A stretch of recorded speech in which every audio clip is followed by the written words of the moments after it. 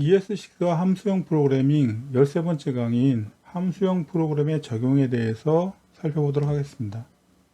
이번 강의는 아마 이 과정 중에서 가장 중요한 강의일 겁니다. 실무적으로 함수형 프로그램을 적용시키려고 할 때 어떤 형태로 접근이 가능한지에 대해서 다방면으로 논의하려고 하고 있고요. 상세 목적으로는 함수형 프로그래밍을 위한 함수를 만드는 법, 그리고 조건문 적용, 비동기 적용, 그 다음에 코드 수정 전략에 대해서 말씀드리겠습니다. 눈코딩은 최상급 개발자만이 할 수 있는 사치입니다. 주니어 여러분, 무조건 키보드로 치십시오. 이전 강의를 레슨 12 언더바 1에서 옛날 방식하고요. 그 다음에 언더바 2에서 함수형으로 만들어 놓은 걸 복사해 놨습니다. 비교하려고 처리한 거고, 인덱스에서 터미널을 클리어하고 실행시킨 다음에 강의를 시작하겠습니다. 함수를 만들기 전에 한 번쯤 체크해야 될 문제인 성능 문제에 대해서 간단히 짚고 넘어가겠습니다. 간단히 for 풀 돌리겠습니다. lesson 1 equal 0하고 for let I equal 0부터 I equal 한 5까지 하죠. I 플러스 플러스 sum 1에다가 I 곱하기 0.1을 한 다음에 콘솔 로그 sum 1 하고요. 저장시키면 2가 나왔습니다. 이걸 속도를 측정하기 위해서 콘솔 타임 4하고 콘솔 타임 인드 4를 해보면 이렇게 속도가 측정됩니다. 이걸 어레이 함수로 해서 한번 해보죠. 카피하고 이해하고 이거를 어레이 함수 써야 되니까 람다를 인풋 하고요.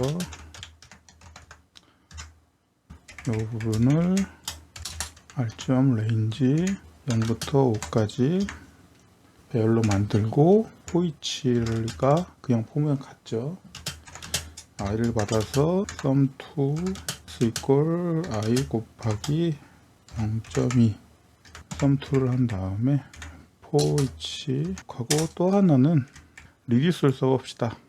3.reduce 아규먼트 2개 갖고 있죠. 그리고 초기 값은 0하고 ACC에다가 CURR 곱하기 0.2하고 return ACC 요거는 그냥 값이 되죠.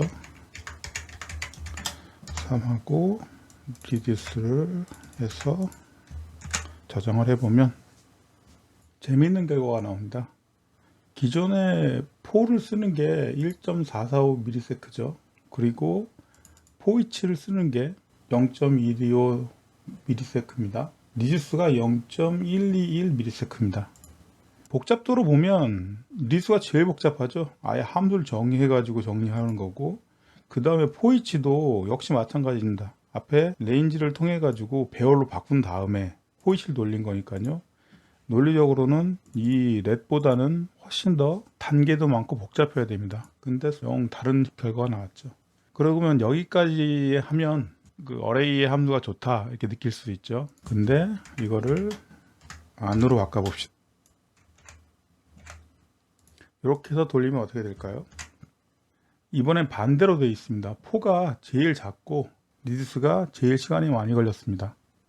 이 테스트를 왜 보게 됐냐면 유튜브에 보니까 이 4하고 함수를 쓰는 거를 비교해 놓은 게 있더라고요. 그 루프의 수를 만인가 10만인가 하다 보니까 제일 빠른 것이 4를 써가지고 이제 로직을 만든 것처럼 그 유튜브에 올라왔습니다. 그래서 비교해 봤더니 지금 보시는 것처럼 수가 작을 때는 저희가 복잡하다고 느끼는 어레이 함수가 실질적으로 속도가 빠르고요. 숫자가 어느 이상 커지면 그때부터 유튜브에서 나왔던 결과가 나왔습니다. 간단하게 이렇게 되는구나 라고만 인식하시고, 중요한 거는 이런 식으로 퍼포먼스 시간을 재는 방법하고, 진짜 어떻게 보면 미션 크리티컬한 게 이 성능일 때가 있습니다. 그럴 때는 한 번쯤 생각을 해보시고 다양한 방법으로 한 다음에 그 환경에 가장 알맞는 방법을 택하는 것 말씀드리고 싶어서 간단하게 짚고 넘어갔습니다. 요거는 성능에 대한 생각하고 전부 코멘트 시키겠습니다. 그리고 두 번째로 생각해 볼 거는 저희가 이 화살표 함수를 되게 많이 썼죠. 이 부분이 빌드 했을 때 어떻게 작동하는지 한번 살펴보는 것도 의미가 있을 것 같습니다. 요거를 한번 카피하고요. 요거를 간단하게만 만들겠습니다. 이게 i였죠. 막내는 뭐 gc0001 이렇게 하고, 그리고 호스트 디스플레이에서 콘솔 록을 지칭을 시키고요. 이 함수를 만들려고 하는 겁니다. 서치에서 갖고 와서 체크하는 거예요. 이거를 옛날 방법으로 const fnt equal 함수로 정의하고, 텍스트는 get search 텍스트, 체크 텍스트 해서요. 맞으면 디스플레이 하고, 그렇지 않을 때는 모닝 서치 텍스트 하죠. 저장을 하면 실행을 시켰네요. 실행을 하고 하면 i가 나왔습니다. 이게 빌드 했을 때 어떻게 변환되는지 한번 살펴보죠. 컨트롤 C 하고 얀 빌드 하고요. 여기 번들에 있죠. 내용을 보시면 앞에 부분은 뭐 쭉 디스플레이 되는 부분들이고, 이 끝에 부분에 보시면 콘솔 클리어, 그리고 t 뭐 로그하고 뭐 i 이퀄 렌스 해서 간단하게 이렇게 처리됐습니다. 보시면 맨 위에 클리어 있는 다음에 여기 저희가 했던 다양한 함수명이 사라졌습니다. 사라지고 실제로 딱 원하는 거, 길이가 1 이상일 때 i를 출력하는 디스플레이 텍스트를 하는 거고, 그리고 그렇지 않을 때는 알랏을 띄웁니다. 터미널이죠. 알랏이 아니라 콘솔 로그를 해야겠죠. 이건 브라우저 환경이 아닙니다. 다시 설명드리면, 지금 저희는 복잡하게 이런 식으로 짰지만 실제로 웹팩을 통해 가지고 번들화 시키게 되면 나름대로 최적화 시켜 가지고 실행할 수 있는 게 나오죠. 그러니까 웹팩이 단순하게 텍스트를 줄이는 게 아니라 이런 형태로 부분적인 최적화도 지원합니다. 주니어 분들한테는 이렇게 짜시고 최적화라든지 미니마이즈 하는 부분들 같은 경우는 이 웹팩에다가 맡기는 것도 하나의 방법일 수가 있습니다. 여기에 이 FNT 부분이 어떻게 보면 옛날 스타일이죠. 이 부분을 파이프를 통해서 만들어 봅시다.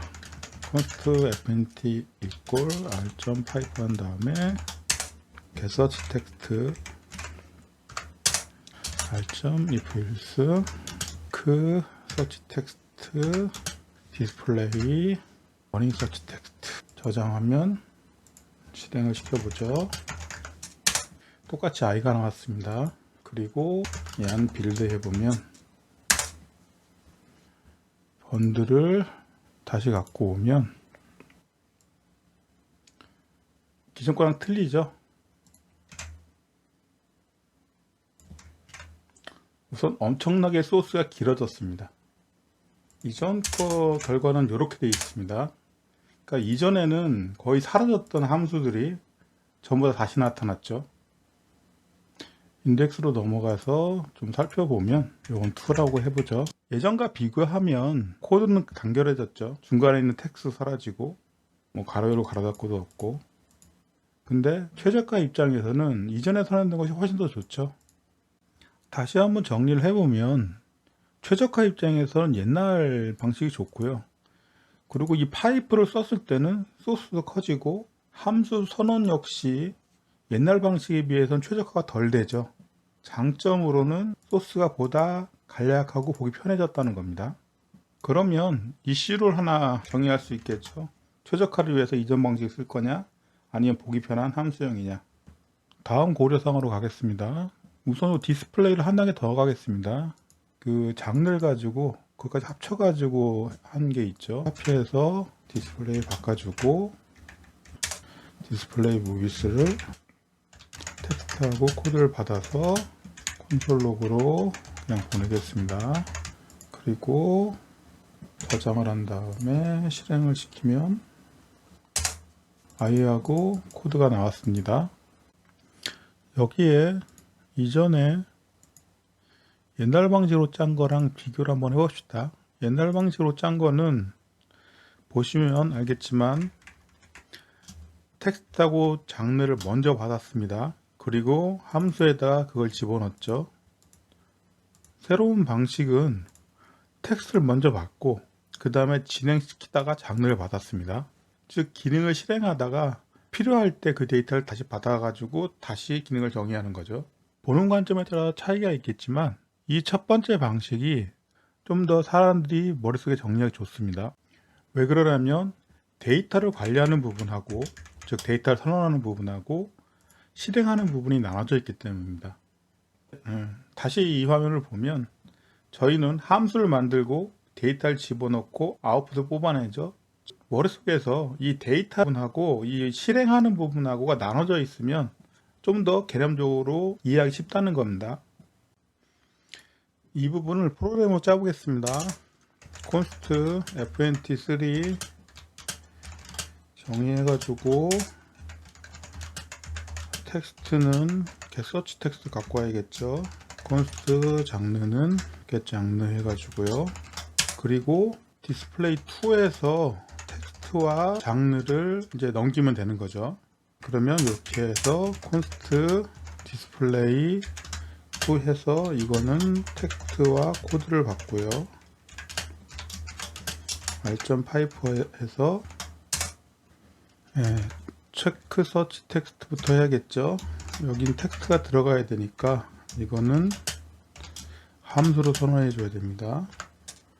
그리고 r.if 일수에서 r.id 요거는 나중에 설명하겠습니다. 우선은 true이면 콘솔로 텍스트하고 코드를 정의하고 아니면 워닝 서치 텍스트를 하면 되죠.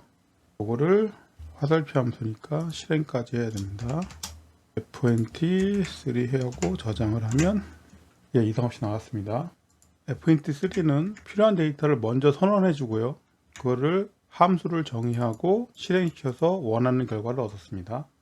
이렇게 하면 이런 컨셉에 보다 일치되는 함수를 만들 수가 있는 거죠.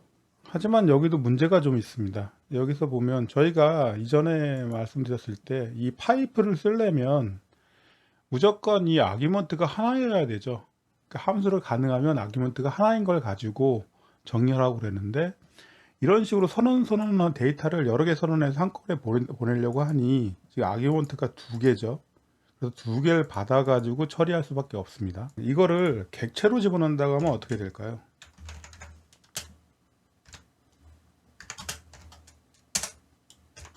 그리고 내부에서 텍스트와 코드를 구조분해 할당하고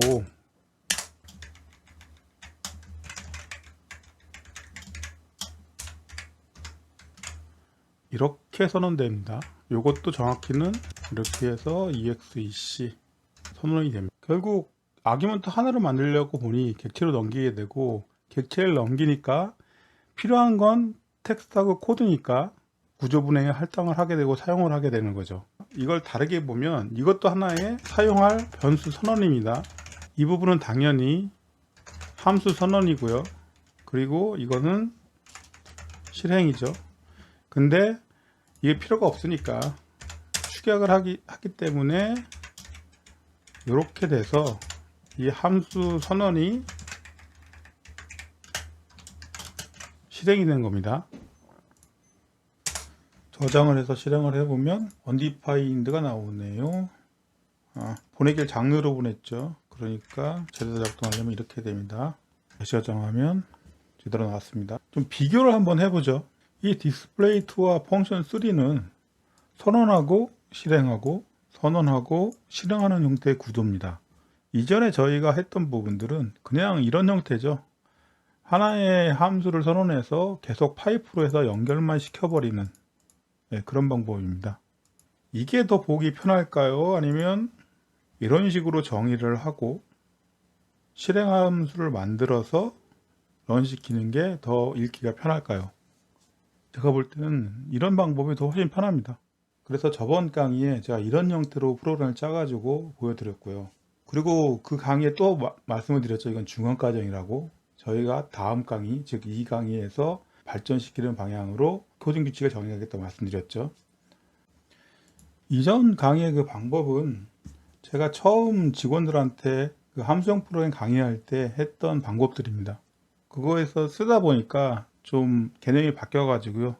가장 최근 방법은 선언하고 실행하는 형태로 함수를 정의하는 게 더 좋다고 지금 느껴서 그렇게 코딩 규칙을 만들려고 합니다. 그런 이유가 한 3가지 정도가 있는데, 먼저 2가지 정도 얘기하고 나머지 1개는 프로미스를 하면서 다시 설명드리도록 하겠습니다. 우선 첫 번째는 이 방법도 크게 보면 이 자체가 선언과 실행함수입니다. 우리가 모듈 같은 거 만들 수가 있죠. 그럼 이게 하나의 모듈이라 그러면 모듈 기준으로 선언과 실행함수가 있는 거죠. 그리고 어느 순간인가 실행하는 게 있는 겁니다.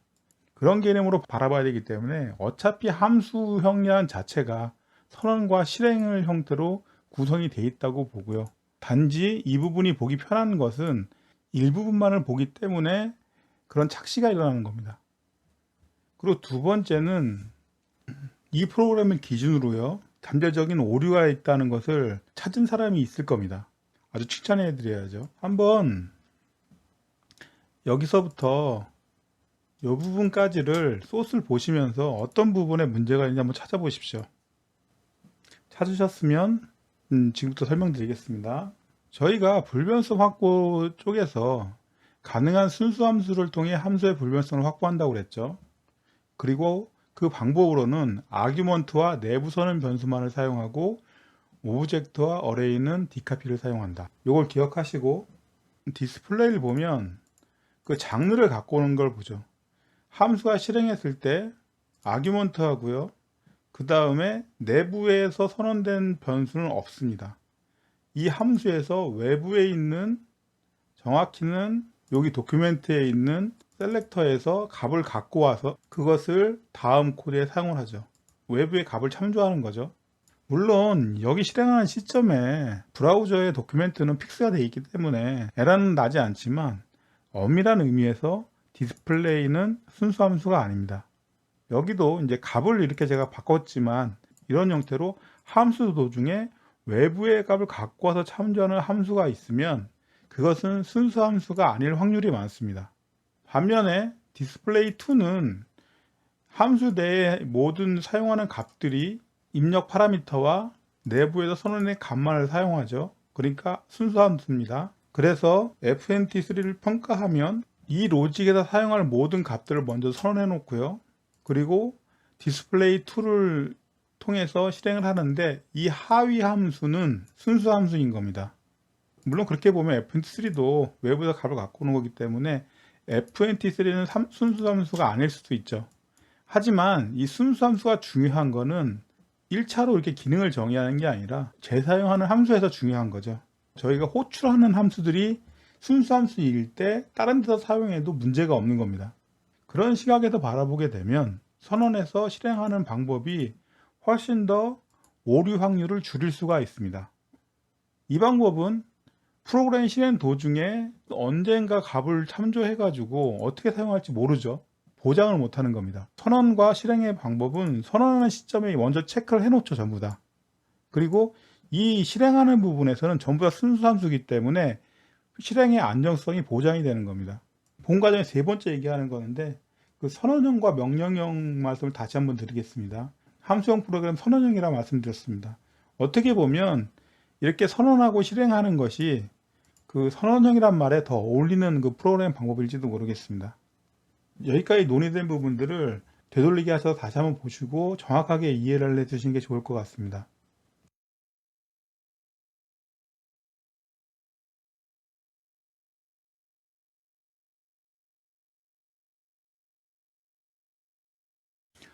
자, 여기까지 얘기됐으면 함수를 만들 때 이 선언부와 실행부를 나눠 가지고 정의하는 게 좋다는 부분까지는 이해가 됐습니다. 하지만 이것이 전부일까요? 그렇게 생각하셨다면 프로그램을 너무 쉽게 보시는 것 같습니다. 이 디스플레이 2하고 FNT3를 한번 봅시다. FNT3는 단순하게 선언만 했고요. 디스플레이 2에서는 그 선언된 데이터를 가지고 작업만 했습니다. 즉, 이 부분과 이 부분은 프로그램적으로 거의 의미가 없습니다. 이걸 하나의 함수로 합쳐 보겠습니다. const fnt4에서요 복사하고 const exec 선언하고요. 이걸 갖고 오겠죠. 이걸 장르로 바꿔주고 이 상태에서 exec를 실행시키면 폰트4로 바꿔서 저장하면 똑같은 결과가 나옵니다. 이 부분을 좀 정리하죠. return 하면 함수에 좀 더 가깝겠죠. 이렇게 한 다음에 비교를 해보면 프로그램 fnt3를 만났습니다. 그럼 분해하고 이 함수를 실행시킨다고 하는데 이 함수를 확인해야 되기 때문에 가서 보면 구조분해 할당에서 변수 선언하고 실행 함수를 하는구나 라고 읽는 거 하고요. 하면서 봤는데 값을 갖고 와서 이 함수를 실행시킨다. 근데 이 함수는 이렇게 실행시킬 거야 라고 읽는 거 하고요. 당연히 이 fnt4가 더 편합니다. 이렇게 읽기 쉬운 이유는 한눈에 들어오기 때문입니다. fnt3와 디스플레이는 코드를 점프해야 되죠. 그 점프하는 게 프로그램이 읽는 것을 어렵게 만든다고 말씀드렸습니다. 근데 이렇게 하게 되면 한눈에 프로그램을 파악할 수가 있죠. 여기서 저희가 또 점프하는 것이 이 함수 호출 같은 경우가 있죠. 이 네 가지 함수를 복사해 갖고 오겠습니다. 이걸 복사하고요. 이 부분에서 직접 정리하고 이 두 개의 함수는 집어넣고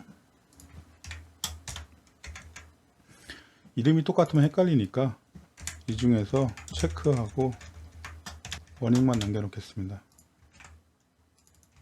저장을 해서 코드를 정리하면 이렇게 만들어지는 함수는 코드에 점프가 없습니다.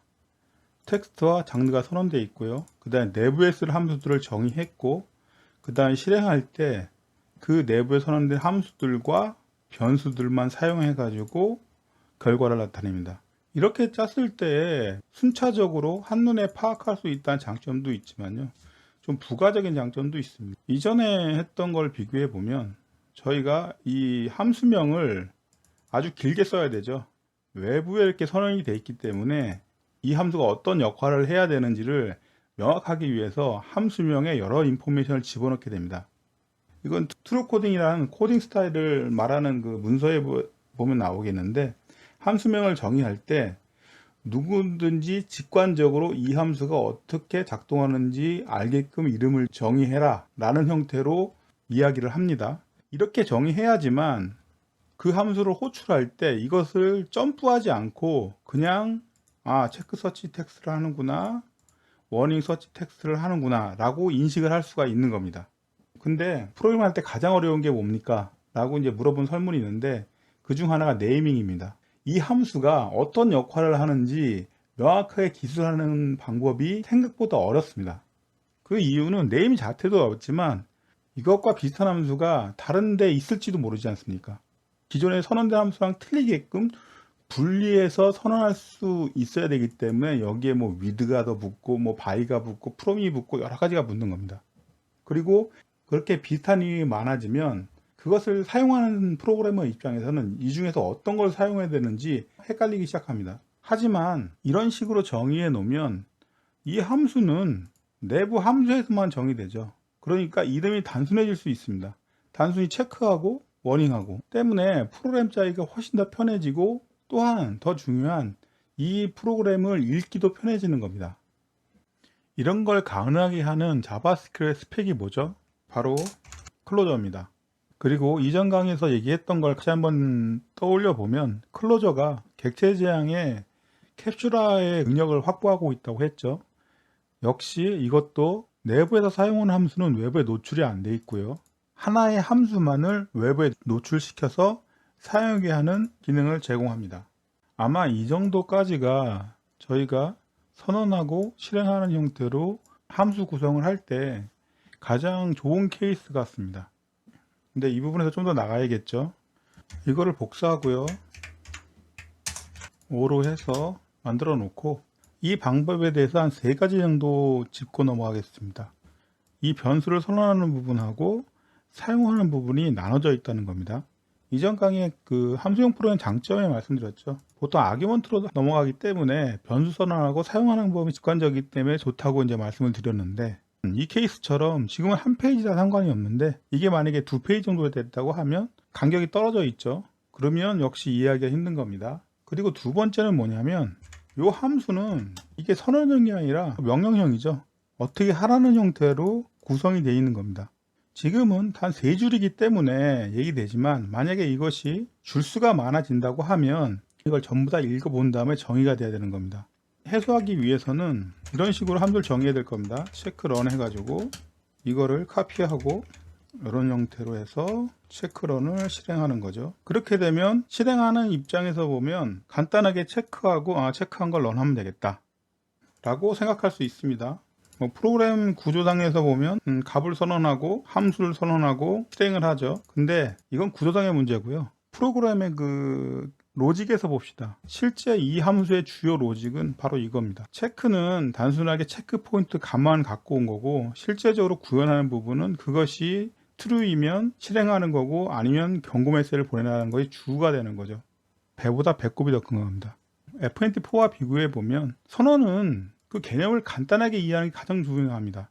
그렇기 때문에 값을 하거나 함수를 선언하거나 하는 부분이 간단하게 정의 형태로 만들어지고, 함수를 구현하는 부분에서는 그걸 어떻게 사용해서 원하는 로직을 만들까라는 형태로 구현이 되는 겁니다. 근데 FNT5를 보게 되면 선언하는 시점에 주요 로직을 설명을 하죠. 그리고 다시 그것을 구현하는 부분이 나오는 겁니다. 이 부분에 이슈가 하나 나오겠죠. 두 번째 이슈입니다. 선언과 실행의 경계는 어디까지인가. 그리고 이렇게 만드는 함수에서 세 번째 이슈에서 말하게 되면, 만약에 이런 부분이 정상이라고 생각합시다. 이 체크런이 데이터를 갖고 오는 건데 이것이 한 10줄 되는 형태의 로직이 구현돼서 이것을 만들었습니다. 그리고 중요한 거는 이 함수의 주요 로직이 이 실행 부분에 다 정의가 돼 있어서 이상이 없다고 가정을 합시다. 그랬을 때 소스를 보면 기본적으로 간단하게 정의하다가 이 값을 갖고 오는 부분에서는 10줄이 넘어서죠. 그럼 그걸 파악을 해야 되는 겁니다. 그리고 다시 실행 부분에 가서는 다시 파악을 하는 거죠. 이럴 때는 예전 방법이 더 좋죠. const 체크 서치 런 해가지고 어떤 함수를 만들고요. 이거는 이 부분이겠죠. 화살표 함수니까 실행을 해야 되고, 워닝은 여기 더 이상 쓸모가 없죠. 이렇게 할 거고, 텍스트와 장르는 있어야 되고, 그리고 이걸 실행하기 위해서는 플래그가 있어야 되죠. 이거를 여기다 집어넣겠습니다. 그러면 이렇게 복사해 가지고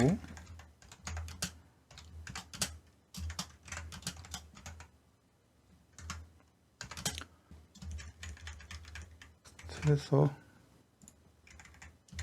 실행을 시키면 정상적으로 실행이 되죠. 얻어지는 효과는 단순합니다. 선언할 때 간단하게 정의가 되고, 실행할 때 그것을 사용하는 형태로 소스가 바뀌었습니다. 근데 이거는 도돌이표죠. 여기까지 함수를 정의하는 데 필요한 이슈들은 논의된 것 같습니다. 그래서 우리가 코딩할 때 어떻게 함수를 생성할 것인가에 대해서 정리하기 전에 여기까지 강의를 따라서 전부 다 코딩을 해 주시기 바랍니다. 다시 말씀드리지만 눈코딩은 시니어들이 할 수 있는 사치입니다. 지금 보시면 알겠지만 같은 거를 반복해서 다른 형태로 구현하는 법을 제가 계속 설명드렸을 겁니다. 이런 것이 시니어한테는 불필요한 작업이지만 주니어 여러분은 이것을 따라오는 자체도 자신의 프로그램 스킬을 한 단계 높이는 방법이 될 수 있습니다. 고등 규칙의 하위로 이 함수 생성 규칙을 만들겠습니다. 다시 말씀드리지만 이건 회사마다 별도로 만들어야 되는 겁니다. 우선 첫 번째, 함수는 선언과 실행 부분을 분리해서 구성하는 것을 기본으로 합니다. 이런 형태겠죠. 선언하고 실행하는 형태입니다. 그리고 가능하면 실행만으로 구성하는 함수 조합 형태를 유도합니다. 이런 형태의 구조를 말합니다. 세부적인 거는 기본형은 선언을 통해 사용할 정보를 정의하고 실행 부분은 그렇게 정의된 정보를 조합하는 파이프라인 형태로 구현합니다. 값을 리턴하는 경우가 아니라 함수를 조합하는 경우는 무조건 파이프라인을 쓰라는 얘기입니다. 가장 읽기 편한 형태는 파이프라인 함수 조합으로 순차적으로 실행하는 함수이다. 그러니까 가능한 범위 내에서 선언을 없애고 파이프라인 함수를 생성하자. 기본은 선언과 실행이지만 가능하면 실행으로만 구성된 함수를 조합해 가지고 읽기 편하게 만들자는 겁니다. 편리한 파이프라인 이용을 위해서는 함수는 가능한 한 개의 아규먼트를 가지는 게 바람직합니다. 2개 이상의 아규먼트를 사용하기에는 커리를 사용해야겠죠. 두 번째는 함수의 기능을 정의하는 실행 부분은 함수의 주요 로직을 구현해야 됩니다. FNT5 만들 때 설명을 했죠. 이 체크런을 이런 식으로 주요 함수로 쓰게 되면 주객이 전도됐다고 말씀드렸죠. 그리고 함수 선언의 경우는 최대 5라인을 넘겨 작성이 필요하면 외부에 선언하여 참조하여 로직에 대한 가독성을 높입니다. 지금 이 부분입니다. 체크런을 외부에 선언하고 이렇게 참조하니까 포커싱이 이쪽 실행에 넘어가게 되죠. 그런 식으로 해가지고 가독성을 높이는 겁니다. 이 체크런이 오타가 있네요.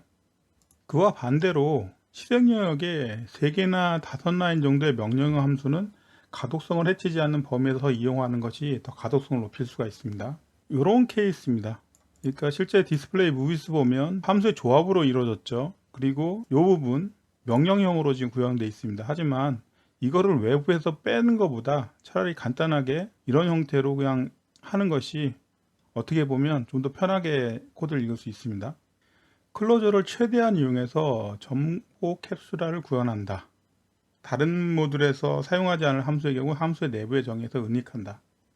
FNT4에 보면 그렇게 되어 있죠. 체크나 워닝이랑 같은 경우는 실제 다른 모드에서 쓸 이유가 거의 없습니다. 이렇게 체크해 같은 경우는 이런 것을 함수로 뺀다고 해서 크게 의미가 없습니다.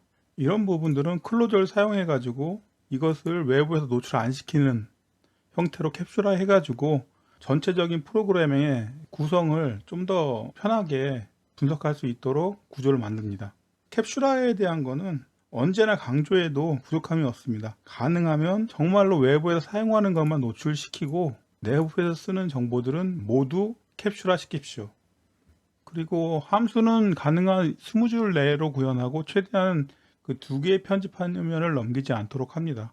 이거는 앞에 3개의 이슈보다는 크지가 않습니다. 왜 그러냐면 최대한 한눈에 이 함수 전체를 표현하도록 구현하면 좋죠. 근데 리액터라든지 HTML들을 다루는 함수의 같은 경우는 HTML 형태의 요소가 녹아들어 있기 때문에 그 한 페이지에 만들기가 정말 힘듭니다. 때문에 이런 부분들은 리액터 함수를 제외해서 이제 만들 수가 있고요. 지금 저희가 한 것처럼 어떤 유틸성 개념의 데이터를 핸들링하는 함수들은 가능하면 한눈에 함수 전체를 표현할 수 있도록 구현하는 게 좋습니다. 이거는 좀 당연하지만 요새는 마이너한 얘기입니다. 함수 길이 때문에 외부에 선언되는 함수의 경우 가능한 사용한 함수 근처에 배치한다. 이렇게 하면 코드의 가독성은 좋아집니다. 함수 오른쪽 클릭해가지고 구현으로 이동 이런 형태의 기능이 ID에서 일반적으로 제공하기 때문에 이전에 이제 처음 코딩을 할 때만큼은 이 부분은 중요하지 않습니다. 이 함수 생성 규칙은 이번 강의에 논의한 게 아주 중요하기 때문에 먼저 한 거고요. 강의를 진행하면서 추가될 부분이 한두 개 더 있을 것 같습니다. 함수형 프로그램은 결과적으로는 결국 함수를 만들고 그걸 사용하는 법에 대한 패러다임입니다. 그렇기 때문에 이번 강의가 되게 중요하고요. 다시 한번 높아심에서 강조하면 이해가 안 되시는 부분이 있으면 차근차근 다시 강의를 보시기 바랍니다.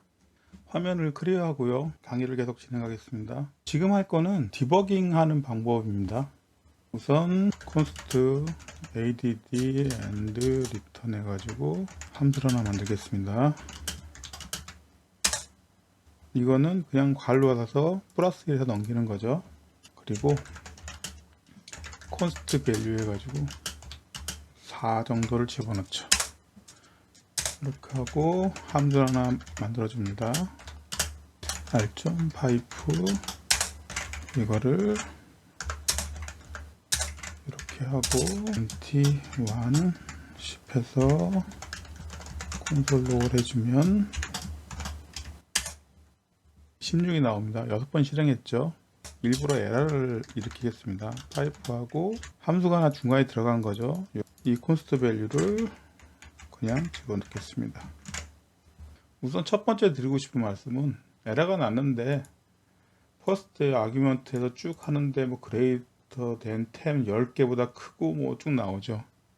이거는 함수와 함수 실행에 대해서 착각하는 거랑 비슷한 건데요. 함수형에서 이 함수 조합에서 쓰이는 건 전부 다 함수죠. 근데 이게 값이 들어갔죠. 즉 함수가 아닌 겁니다. 아닌 게 들어오니까 에러를 나타내는 건데 지금 나타나는 에러는 저희가 이해하기 힘든 이런 형태로 나옵니다. 말씀드린 것처럼 자바스크립트에서 함수형 프로그램은 이제 시작입니다. 때문에 이렇게 정확한 디버깅 정보를 제공하지 못하고 있는데 C++를 생각해 보면 스탠다드 라이브러리가 처음 나왔을 때는 이름 비슷했습니다. 에러가 나면 에러를 찾을 수가 없었어요. 근데 그것이 계속 발전하다 보니까 지금은 정확한 에러를 찾아주는데 이 부분도 계속 발전을 할 거라고 생각을 하고 있습니다. 하지만 지금 상태에서는 이렇게 정확한 디버깅 정보를 찾는데 문제가 좀 있고요. 오류를 발생했을 때 디버깅 정보를 주는 경우도 되게 많고요. 디버깅 정보를 주지 못하는 경우도 있습니다. 이런 오류 같은 경우는 개발자가 로직을 파악해 가지고 오류를 찾아낼 수밖에 없습니다. 그리고 경험상 요 메시지 뭐 이렇게 쭉 나오는 거는 함수를 써야 되는데 함수를 쓰지 않았을 경우에 나타내는 메시지입니다. 파이프 중간 단계에서는 이것이 함수를 나타내는지 뭐 변수인지를 이 이름 가지고는 판단할 수 없기 때문에 다시 한번 말씀드리지만 과장에서 제 오류의 3분의 1 정도는 이런 오류입니다. 요거는 커멘트 시키고요. 여기서 저희가 디버깅 정보를 얻고 싶은 겁니다. 이 상태에서 밸류를 중간에 가로채 가지고 값을 확인하고 싶을 때 보통 R.탭해서 콘솔 로그를 하면 저장하면 이런 식으로 15가 나오죠. 이 Alt 탭은 단순합니다. R로그란 걸 줘서 밸류를 받은 다음에 콘솔 로그 밸류하고 그리고 리턴해 버리면 되겠죠. 그 탭의 역할은 바로 이런 형태랑 같은 역할을 하고 있고 값을 가지고 무슨 작업을 하다가 최종적으로 자기가 받은 값을 그냥 리턴해 주는 겁니다. 이거는 이런 경우뿐만 아니라 뭐 어떤 값을 생성해 가지고 여러 개의 작업을 할 때 1번 작업, 2번 작업 이런 형태로 작업할 때 유용하게 쓰는 도구인데 그것을 쓰는 것보다는 R로그를 해가지고 간단한 디버깅 함수를 만들어 보겠습니다. 우선 그냥 값만 집어넣는 건 좀 그렇죠. 여기에 타이틀을 주고 이런 식으로 해서 6번째 라인인가요? 저장을 하면 이런 형태가 되겠죠. 이거는 2번째 라인의 아규먼트를 보고 싶은 겁니다. 이렇게 하는 게 낫겠네요. 첫 번째 라인 결과값과 5번째 라인의 입력값을 뭐 이런 식으로 표현할 수는 있습니다. 이 R로그는 계속 보강을 하겠습니다. 결과값을 커멘트 시키고 저희가 사용할 함수들인데 먼저 입력하십시오. 이전 강의에서 코드를 읽기 힘들게 만든 3가지 요소 말씀드렸죠. 코드가 점프되는 경우하고 루프문과 조건문입니다. 그 중에서 루프문은 어레이 함수를 쓰거나 함수형 프로그램의 그 리스트 함수를 쓰면 단일 라인에서 처리가 가능하기 때문에 그 부분은 그냥 넘어가면 되고요. 문제가 되는 부분 조건문입니다. 이거를 실습을 통해서 하나씩 살펴보도록 하겠습니다.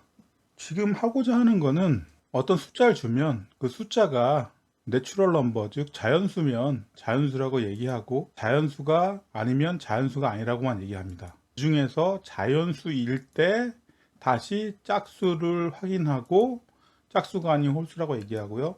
짝수일 경우는 그게 10인지 확인해서 10인지 아닌지를 디스플레이 시킵니다. 교육을 위해 가지고 일부러 조건이 틀리면 단순하게 출력을 하고 조건이 맞으면 조건이 맞다고 하고 다음 스텝으로 다시 확인을 들어가는 그런 형태의 로직을 만들었습니다. 이걸 프로그램으로 하나씩 만들어 보겠습니다. fnt2에서 조건식을 따지는 게 그 if 일수입니다. 해서 number is integer 하고요.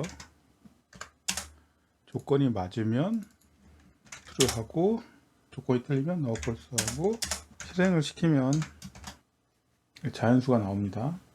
여기서 이 자연수면 저희가 작업을 하기로 했죠. R.파이프에서 기존에 실행했던 걸 실행을 하고 다시 r.if else 하고 밸류를 받아가지고 밸류 %2 꼴 0이어야지만 짝수죠. even true, even false. 이렇게 한 다음에 실행하면 어떻게 될까요? undefined이 나옵니다. 우선 이게 왜 값이 출력이 안 되는지 자세히 살펴보시고 이 부분을 알로그하고 결과값 해봅시다. undefined이죠. 이게 파이프니까 이 natural number true가 요것의 함수의 리턴 값은 undefined입니다. 이게 undefined이니까 이 부분이 작동을 하지 않는 겁니다. 이게 정상 작동하려면 클로저를 써야겠죠. 이렇게 value를 받아가지고 화살표 함수니까 실행을 시키고요. 이 첫 번째 함수에 undefined이 들어가죠. 그렇게 안 되고 이 value를 참조해야 되기 때문에 이 부분은 value 해야 되고요. 이것도 value 해야 되고 결과값은 undefined 되더라도 이 부분이 실행되려면 만약에 지금처럼 value를 하면 이 value는 상위 함수의 결과값을 받아가지고 value 할당해서 쓰죠. 그러니까 그렇게 안 하려면 이렇게 해야 됩니다. 그리고 똑같이 value하고 value 해야 됩니다. 마지막으로 이것도 value를 해줘야겠죠. 실행을 하면 정상적으로 나왔습니다. 숫자가 10인지 확인하는 것도 똑같은 작업을 해야겠죠. 이런 식으로 바꿨습니다. 말씀 안 들어도 알겠죠? 읽기가 정말 힘듭니다. 지금 함수형 프로그램은 순차적으로 실행이 되기 때문에 읽기가 편한 건데 들여쓰기가 되는 순간 기존의 프로그램보다 결코 낫지가 않습니다. 여기서 이 아규먼트가 없는 함수가 보기 싫으니 약간 바꿔보면 이 밸류를 아규먼트로 넣고 그러면 이 아규먼트가 if else에 속한 세 펑션 이거와 이거로 전달이 됩니다. 그러니까 이 부분이 생략이 가능하죠. 요거부터 생략해 놓고 근데 문제는 if nature number true 요 함수가 콘솔에 리턴 값을 전달하기 때문에 undefined 되죠. 그러니까 이 부분은 어쩔 수가 없습니다. 여기에 밸류를 다시 받고요. 화살표를 받았으니까 여기다 다시 밸류 집어넣어주고 그래야지만 요게 생략이 되죠. 하지만 이런 형태로 바꾸면 처음에 선언을 하고 함수를 디파인하고 이 밸류 값을 뒤에다 집어넣어서 이렇게 다시 실행시키죠. 읽어드릴 때 선언하고 뒤에서 사용하고 그 사용한 걸 하나씩 하기 때문에 읽는 게 더 복잡해집니다. 그래서 저는 그냥 선언을 한 다음에 이 내부에는 전역 방수로 사용하는 것이 코드가 깔끔해지기 때문에 그런 식으로 정리를 했습니다. 하여간 결과는 이 코드가 읽기가 힘든 겁니다. 이 코드를 읽기 쉬운 형태로 바꾸겠습니다. 복사하고 3로 바꾼 다음에 이것도 3로 바꾸죠. 그리고 하나씩 정리합시다. 이 부분 10이면 이렇게 하는 거를 const 체크 10 하고 r.if else 하고 value를 받아서 value가 10이면 false 이렇게 바꾸죠. 이 부분이 이렇게 바뀝니다. 비슷한 형태로 이걸 만들겠습니다. 그냥 복사해 갖고 와서 const 체크 2분 하면 되겠죠. 여기서 함수니까 아규먼트 그냥 패스하면 됩니다. 이것도 필요 없고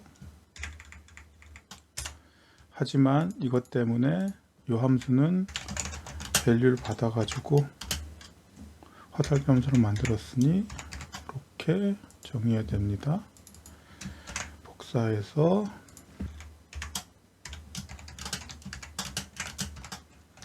밸류 하면 같은 값이 나왔습니다.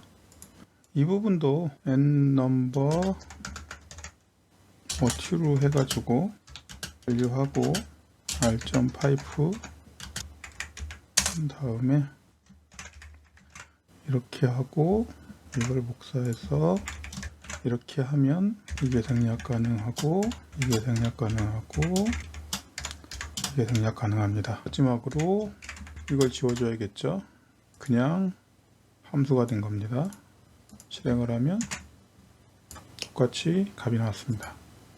이전 거랑 비교하면 들여쓰기가 많기 때문에 코드가 읽기 힘들죠. 새로운 거랑 비교하면 이 들여쓰기가 각각 함수로 나눠졌죠. 그리고 하나의 함수에서는 들여쓰기가 별로 존재하지 않기 때문에 충분히 읽을만 합니다. 그리고 그것이 조합돼 가지고 사용하니까 FNT3 같은 경우는 쉽게 순차적으로 읽을 수 있는 코드가 된 겁니다. 정리하면 이런 식으로 함수 내에 한 번 정도 들어쓰기가 있으면 이걸 외부로 빼는 것보다 그냥 쓰는 게 로직을 이용하는데 더 좋다고 생각합니다. 하지만 보시는 것처럼 3번, 4번이 중복되게 되면 소스 읽는 게 힘들죠. 그래서 코딩 규칙을 하나 추가하겠습니다. 클로저 다음에요. 함수 내 들여쓰기가 3개 이상 중첩될 때 그 각각을 서브 함수로 분해하고요. 그것을 다시 조합함으로써 가독성을 높입니다. 소스 중에서 또 하나 체크 포인트가 있는데 바로 이런 케이스입니다. 함수 내에 value하고 이렇게 화살표 함수를 정의했습니다. 이 부분도 화살표 함수를 정의했죠. 밑에 FNT3랑 비교해 보면 차이가 있는 걸 알 수 있습니다. 그걸 보시면 결국 파이프라인을 쓰는 겁니다. 왜 이렇게 쓸 수밖에 없냐면 체크 even value에 보면 이 아규먼트 자체를 여기서 사용할 수밖에 없죠. 근데 파이프는 아규먼트를 받아서 그리고 실행시키고 그 결과를 다음으로 넘깁니다. 즉 이 받는 쪽에서는 전에 실행된 결과만을 받을 수밖에 없거든요. 근데 원하는 거는 저 위에 있는 아규먼트에 있는 걸 갖고 써야 되는 거죠. 이거를 클로저를 안 쓰고 그냥 이런 식으로 쓰려면 각 위에 이 함수들이 실행 결과 플러스 아규먼트를 리턴해 줘야지만 이쪽 받는 쪽에서 그 중에서 아규먼트를 참조해서 원하는 실행을 할 수 있습니다. 근데 그렇게 되면 먼저 만들어 놨던 함수를 수정할 경우도 있고요. 그리고 이게 많아지면 계속 그 값들을 넘겨주고 해야 되죠. 이런 경우는 클로저를 통해서 아규먼트를 어느 위치에서든 그걸 참조할 수 있도록 함으로써 코드를 좀 단순화시킬 수 있습니다. 파이프라인을 쓰게 되면 이런 경우를 많이 보기 때문에 이것에 대한 개념을 잘 이해해 두십시오. 이것도 코딩 규칙에 넣겠습니다. 파이프라인 사용 시 실행 중간에 함수의 아규먼트가 필요할 경우가 있습니다. 그럴 때는 파이프라인에서 지원을 못하기 때문에 그 함수를 클로저로 만들고요. 그렇게 되면 함수 내에 아규먼트가 어느 위치에도 참조할 수 있으니까 전체 코딩을 깔끔하게 만들 수 있습니다. 이런 형태로 구현하십시오. 다시 화면을 클리어했습니다. 지금까지는 if else를 통해서 조건식의 전체적인 모습을 살펴봤고요. 지금부터는 그 이외에 다른 조건식에 대해서 알아보겠습니다. 첫 번째 할 거는 when입니다. 사용하는 법을 하겠습니다. 함수 한 번 만들고 이거는 r.when에서 첫 번째 함수는 판단입니다. value를 받아가지고 value가 10보다 작은지 확인하고요. 이게 true일 경우는 value에다가 value 플러스 1000을 합니다. 콘솔 록해서 fnt 빼놔죠. when 5하고 12하고 실행을 시키면 작을 때만 1000개가 추가돼서 나타났습니다. 람다 함수를 좀 더 이용해 보죠. const fnt when 2에서 r.when 하고요. r.gt 10 하고 r.ad 1000 하고 똑같이 카피해서 2로 바꿔줘서 실행하면 똑같은 결과가 나옵니다. 이런 GT나 add 같은 경우는 직관적으로 아시기 때문에 설명을 생략하고요. 단지 이런 유틸성 함수들이 있기 때문에 좀 더 간략하게 코드를 만들 수 있습니다. 한 라인으로 표현하는 게 더 편하겠죠. 이 부분을 좀 더 확대해 보면 오브젝트를 하나 정리합시다. A는 12고 그 다음에 B는 5란 객체를 만들고 요 위에 쓴 함수를 이 오브젝트와 연결시켜서 한번 만들어 보죠. 우선 오브젝트에 A하고 B 값을 갖고 와야 되죠. 람다 JS에 그런 함수가 있습니다. 콘솔 록 r.pros 해서 프로퍼티 네임과 오브젝트를 두고 b를 해서 저장을 하면 값을 할 수가 있죠. 함수 만듭니다. t에서 r.pipe r.pros a 하고 이거를 fnt2를 카피해서 복사한 다음에 콘솔로 fnt-t에서 오브젝트를 넣어주면 12가 나옵니다. 여기서 두 개 정도 살펴보면 하나는 이런 식으로 해서 객체의 프로퍼티를 선정할 수 있고요. 두 번째는 펜의 특성인데 이걸 B로 하면 1005가 나옵니다. 그 펜의 정확한 사용은 true일 경우는 r.add를 실행시켜야지 결과를 리턴하죠. 근데 true가 아닐 경우, 즉 false일 경우는 받은 값을 바이패스 시킵니다. 그렇기 때문에 a를 했을 때 12가 나온 거죠. false일 경우는 값을 바이패스 시킨다는 것까지 알아두셔야 됩니다. 그리고 이 부분에서 좀 더 살펴볼 게 여기 오브젝트를 생략하면 어떻게 될까요? 그러니까 undefined이 들어가겠죠. undefined이 들어가면 펑션을 리턴합니다. 함수를 실행한 건데 실행한 결과 자체가 함수라는 거는 이게 내부적으로 어떤 형태든지 꼬여가지고 클로즈처럼 작동한다는 겁니다. 이 부분은 오류 같습니다. 여타하고 undefined 좀 제어하려면 이런 형태의 코드가 가능할 것 같습니다. fnt t 웹 해가지고 .when r.identity t를 하면 w 하고 오브젝트 집어넣은 것도 같이 해서 프린트를 한번 해보죠. 똑같이 펑션이 나옵니다. 이 부분을 r.탭하고 콘솔 로그를 해가지고 실행을 시키면 undefined하고 12가 나옵니다. 우리가 원하는 게 됐죠. 뭐 단순하게 이 Alt 탭 이걸 집어넣었다고 해서 이렇게 실행되는 자체가 오류임을 반증합니다. 우선 람다 JS도 계속 버전업이 되기 때문에 이런 부분들은 여러분들이 테스트할 때는 문제가 없을 수도 있고요.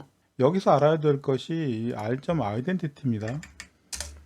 이거는 어떤 요 상위 값이 오면 이 값 자체를 그냥 함수로 만드는 겁니다. 이게 그러면 무슨 뜻이냐면 undefined 오면 undefined이 왔죠. 그러면 undefined 자체가 조건식으로 false죠. 그러니까 이걸 실행을 안 하는 겁니다. 근데 오브젝트가 들어가면 r.identity가 오브젝트가 되는 겁니다. 오브젝트는 0이나 공백 문자열 같은 false 조건이 아니라 그러면 true가 되죠. 그래서 이게 실행이 됩니다. 그래서 12가 된 거고 B를 해주면 반영이 된 1005가 나오는 거죠. 모나드 할 때 이 아이덴티티는 말씀드린 적이 한번 있을 겁니다. 정리를 하면 여기서 필요한 거는 이 보내준 값을 그냥 확인하는 거죠. 확인하려고 보는데 이 값으로 확인하는데 함수형 프로그램에서는 함수를 써야 되지 않습니까?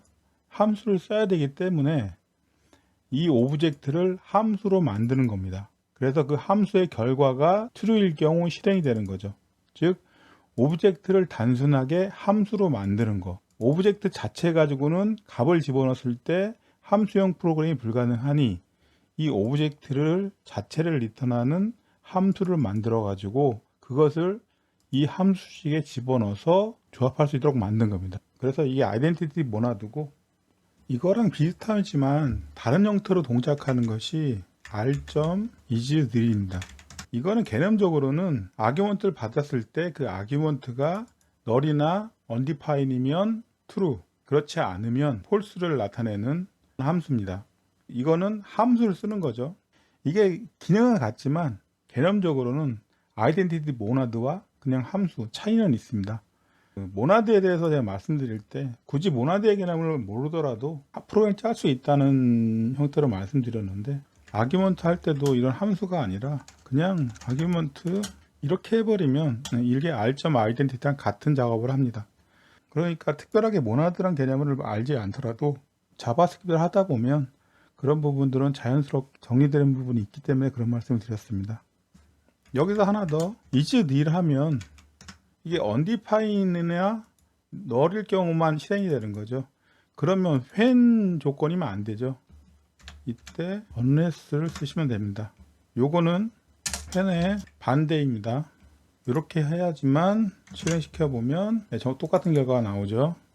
unless는 false일 경우만 실행하는 겁니다. 두 번째 when에서 세 번째 unless까지 말씀드렸습니다. 3이네요.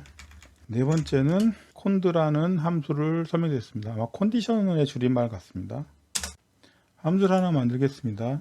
날짜 위치를 가지고 이름을 찾는 함수인데요. const get day name by position 해가지고 r.cond 하고 가로 열고 가로 닫기 했는데, 이건 사용법이 좀 특이합니다. 배열 하나 더 만들고요.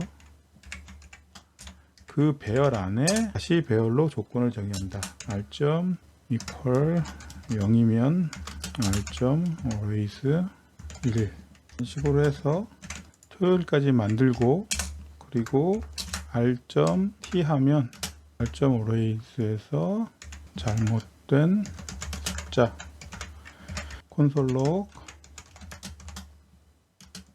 get day number by force 3하고 10을 해봅시다. 저장을 하면 토요일 잘못된 숫자 이렇게 나왔습니다. 물론 배열로도 만들지만 설명을 위해 이런 거고요. 그 자바스크립트의 스위치문을 이렇게 만들 수 있겠죠. 조건들을 아열시킨 다음에 조건에 합당되는 작업을 하는 겁니다. 사용법은 설명을 드린 것 같고, 여기서 체크할 것이 또 always가 있죠. 이건 뭐냐면 이런 개념입니다. cont fnt always pre define 하고 어떤 아규먼트가 올라오죠. 그런데 return predefine만 하는 겁니다. 무슨 얘기냐면 아규먼트는 그냥 무시해 버리는 거죠. 이렇게 하면 어떤 값이 위에 오더라도 이거는 반드시 여기에 정의된 것만 리턴을 합니다. 프로그램적으로는 그냥 상수를 함수로 표현하기 위해서 만든 겁니다. 이거랑 비슷한 게 이 r.t가 있습니다. 요거는 always는 먼저 정의한 아규먼트를 그냥 상수화 시키는 거죠. 근데 이거는 그것마저도 true로 고정시킨 겁니다. t하고 f 해가지고 언제나 true를 리턴하는 거는 t, false를 리턴하는 건 f입니다. 그래서 always하고 t하고 f에 대한 상수를 함수화시키는 거에 대해서 알아봤고요. 만약에 이 const 함수에서 이걸 생략하면 어떻게 될까요? 조건이 맞는 게 없으면 그냥 undefined를 리턴합니다. 여기까지 하면 조건식에 관련된 람다 함수는 대충 살펴본 것 같고요. 추가적인 개념으로는 상수를 함수화시키는 arrays와 tf 그리고 identity에 대해서 이해를 하시는 게 좋을 것 같습니다. 화면을 지우고 이전에 작업했던 알로그를 카피해 왔습니다. 이번에 이걸 좀 보강할 생각입니다. 지금부터는 그 람다 JS를 통해서 프로미스를 어떻게 사용하는지에 대해서 강의를 진행할 예정입니다. 우선 테스트할 함수를 좀 만들겠습니다. const keynumber에서 프로미스를 이제 출력하는 함수고요. 이거는 new 프로미스에서 생성을 하죠. resolve만 사용할 겁니다. 그리고 그냥 set timeout 해서 콘솔로 받은 아규먼트를 그냥 출력하는 형태로 하고요. 그 다음에 resolve에서 실행을 하죠. 시간은 테스트를 위해서 랜덤하게 정리하려고 만들겠습니다. times equal 1040 뭐 한 이 정도 것만 사용할 수 있겠죠. 그래서 이걸 가지고 타임을 세팅하도록 만들고요. 그랑 비교하기 위해서 넘버를 만들고 아규먼트를 출력하고 리턴 아규먼트 하면 되겠죠. 이거를 구별하기 위해서 일반 이렇게 하겠습니다. 이 부분은 예전 형태로 만들었는데 한번 함수형으로 한번 축약시켜 보십시오. 그리고 p에다 해가지고 아규먼트를 받으면 그냥 프로미스 리젝을 해가지고 오류를 시뮬레이션 하도록 하겠습니다. 준비는 됐고요. r.pipe 하고 p 넘버 0 1, 2 하면 그리고 실행을 시켜야겠죠. 순서가 바뀌어서 출력이 됩니다. 이 정도는 예측할 수 있으셔야 됩니다. 이것을 순차적으로 출력하기 위해서는 end then 해서 번호로 이렇게 감싸주면 됩니다. 1, 2 순서대로 출력이 됐습니다. 여기서 n넘버가 중에 들어간다면 어떻게 될까요? 실행을 해보면 오류가 떨어집니다. 여기 보면 end expected promise, 즉 이 부분이 프라미스를 받아들여야 되는데 넘버가 프라미스가 아니죠. 그렇다고 해서 이 부분을 지운다면 저희가 원하는 순차적인 출력이 안 됩니다. 결국 순차적인 출력을 하려면 무조건 이런 식으로 end을 감수할 수밖에 없습니다. 원하는 대로 출력이 됐죠. 결국 한번 프라미스가 나타나면 그 다음에는 이 중간에 프라미스 아닌 것이 나타나던 뭐 상관없이 전부 다 end으로 감싸야 됩니다. 교육을 위해서 이 부분을 이런 식으로 아꼈습니다. 그리고 여기에 오류 났을 때 처리 방안을 설명하겠습니다. r.otherwise 하면 그 캐치랑 같은 역할을 합니다. 콘솔로 arg 오류 발생하고 중간에 r.end then p error 해가지고 오류를 발생시켜서 실행을 해보면 중간에 오류가 발생해서 그대로 이 otherwise에 실행이 됩니다.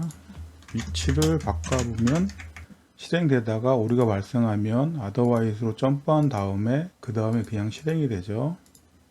여기까지는 프라미스 교육할 때 그것을 그대로 람다 함수로 바꾼 겁니다. 그래서 이 로직이 이해가 안 되신다 그러면 프라미스 교육을 다시 한번 들으시고 이것을 다시 들으시기 바랍니다. 오류를 커멘트 시키고 여기서 pnumber 0를 이렇게 바꾸겠습니다. 값을 입력받아서 10 이상이면 프라미스 리턴하고요. 그렇지 않으면 그냥 넘버를 리턴합니다. 당연히 50이면 정상작동합니다. 하지만 5면 오류가 나타납니다. 당연하죠. 프라미스가 아니라 일반 값이니까 end then이 나니 에러가 오류가 떨어지는 거예요. 어떤 함수 만들 때 리턴 값이 조건에 따라 프라미스가 될 수도 있고 그냥 일반 값이 될 수 있다면 무조건 프라미스로 통일시켜 주십시오. 그래야지만 이런 오류가 발생하지 않습니다. 원위치 시키고 이 소스를 보면 좀 보기가 싫죠. 실제 필요한 건 넘버인데 앞에 프라미스가 한번 발생하니 필요 없는 이런 end then이 계속 눈에 나타나는 겁니다. 제가 원래 처음에 함수형 프로그램을 이런 식으로 접근했다고 그랬죠. 그러다가 함수를 생성하는 법을 서론과 실행으로 바꾼 이유가 바로 이 부분 때문입니다. 고민을 많이 했는데 함수형 프로그래밍 할 때 비동기를 처리하려면 이런 end then의 그 지옥이라고 해야 되나? 이런 부분을 피해갈 수가 없더라고요. 근데 어싱크와 어웨이트를 쓰면 이 부분을 부분적으로 해결할 수가 있습니다. 함수를 하나 만들면 plenty에서 그리고 이전 걸 하나 카피해서 const value 한 다음에 아규먼트가 10이면 프라미스 10을 아니면 그냥 10을 하죠. 이렇게 쓰면 안 된다고 했습니다. 근데 여기에 어싱크를 하고 이 부분에 await를 하면 이것이 실행될 때까지 기다리죠. 그렇기 때문에 이렇게 해서 밸류를 받을 수가 있습니다. 그리고 아까 오르났던 것이 이런 식으로 해결이 됩니다. r.arrays value 하고요. 그리고 복사해서 실행을 해야겠죠. 이거를 실행하면 그냥 요건 이렇게 함수 정의로만 끝나면 출력이 됩니다. 그리고 오를 해도 이상 없이 출력이 됩니다. 이 두 개를 비교해 보면 end는 사라졌죠. 그리고 이런 형태도 가능하고요. 이런 형태가 가능한 이유는 이 밸류가 값을 갖고 오는 거기 때문에 그렇습니다. 이 실행 중간에 프라미스가 나타나면 어쩔 수 없죠. 중간에 이렇게 써야 되지만 값을 갖고 와서 함수를 조합할 때는 값을 갖고 올 때 이 async await를 통해서 이 밸류를 그냥 값처럼 인식할 수 있고요. 그래서 이 값을 가지고 함수를 조합하니까 코드가 단순해진 겁니다. 다시 말씀드리면 함수를 생성할 때 정의와 실행 부분을 나누고 이 정의 부분은 이 함수를 수행하기 위해 필요한 값들을 전부 다 이렇게 정의한 다음에 그걸 가지고 조합해서 실행하는 거로 나눈다는 그 의미가 이런 식으로 발전이 되면 훨씬 더 논리적이고 또 깔끔한 코드를 만들 수 있습니다. 그리고 이 알로그를 작업을 해 보겠습니다. 요걸 가지고 작업할 겁니다. 그래서 다시 원위치 시키고요. 실행으로 뒤에 거는 커멘트 시켜 놓겠습니다. 이렇게 보면 실행을 시켜서 이런 식으로 만들어 놓고요. 여기에 넷넘버하고 그리고 알로그 하면 100하고 첫 번째 하고 이제 그 다음이 실행이 됐습니다. 그러면 중간에 두 번째를 하면 오브젝트 프라미스가 나버리죠. 순서도 일반 첫 번째, 두 번째입니다. 이 부분이 처리가 안 됩니다. 알로그를 프라미스에서도 작동할 수 있게끔 바꿔 놓겠습니다. 우선 콘스트 디스플레이라는 걸 하나 만들고요. 이거는 오브젝트를 받아서 콘솔로 카피하고 그 다음에 제이슨 스트링이파이에서 오브젝트 하면 더 좋겠죠. return r.if 프라미스를 확인하는 게 value instant 프라미스 하면 프라미스 아닌지 확인할 수 있습니다. 그러면 받아서 처리하는 거 하고 일반은 그냥 디스플레이 밸류 하면 되겠죠. 근데 프라미스일 경우는 밸류의 결과를 디스플레이 해야 됩니다. 그리고 리턴이니까 if else도 실행을 시켜야 되죠. 저장하면 일반 첫 번째 그 다음에 프라미스 실행하고 두 번째 실행됐습니다. 마지막으로 이 밸류를 전달해야죠. 그러면 여기서 r.pipe하고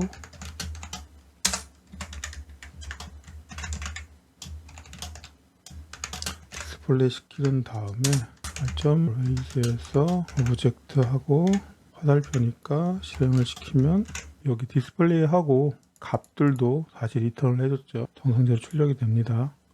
이렇게 프라미스하고 일반 값하고 그 체크하는 알로그를 만들어 봤습니다.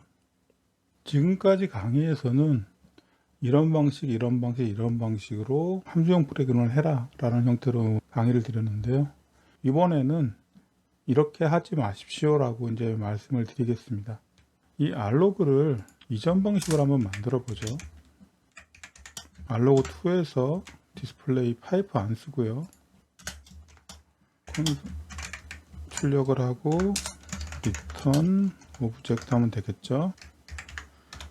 지우고 지운 다음에 그리고 이 부분도 리턴 체크하고 레이를 합니다. 2를 해보면 같은 형태 작동을 하죠. 비교를 해보면 옛날 방식으로 한 게 훨씬 더 코드 보기가 편해졌죠. 우선 라인 수가 줄어들죠. 그 뒤에 뭐 여러 가지 함수도 알 필요도 없이 자바스크립트의 일반 명령어 가지고만 처리를 했습니다. 구조도 뭐 선언하고 실행하는 형태로 만들어졌기 때문에 인식하기도 편하고요. 성능 했을 때 제가 최적화하는 방법이 파이프 하는 것보다 그냥 자바스크립트에 조건식을 써서 하는 것이 최적화할 때 더 좋았죠. 그러니까 이전 방식으로 짜는 것이 있고 이렇게 짜는 방법이 있고 그 다음에 마지막으로 추천했던 이렇게 선언과 실행으로 짜는 세 가지 방법이 여러분이 보시는 소스에 존재를 할 겁니다. 함수형 프로그래밍을 하니 전부 다 함수형 프로그램을 바꿔라 라고 얘기할 수도 있겠죠. 하지만 그게 크게 의미가 있나요?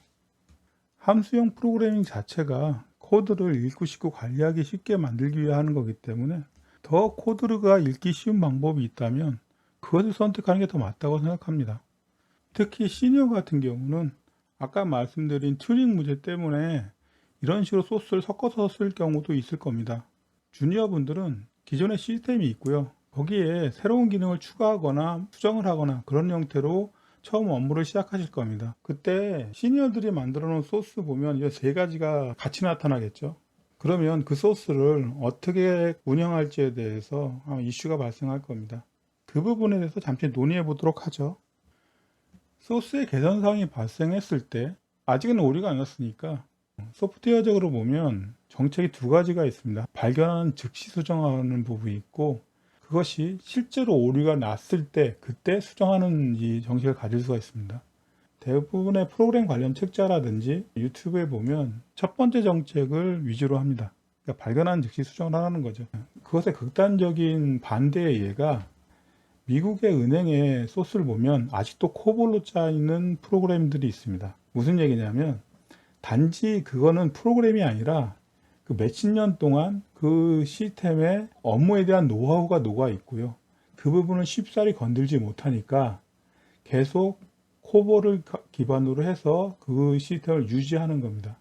일반적으로 많은 회원을 대상으로 하는 서비스라든지 불특정 사용자가 여러 업무에서 사용하는 라이브러리 같은 경우는 이 소스의 안정성 때문에 발견한 뒤 수정을 해서 그 오류의 영향을 최소화시키려고 합니다. 하지만 업무 시스템 같은 경우는 그 녹아있는 노하우 때문에 실제적으로 오류가 났을 때 수정하는 형태로 업무를 진행하게 됩니다.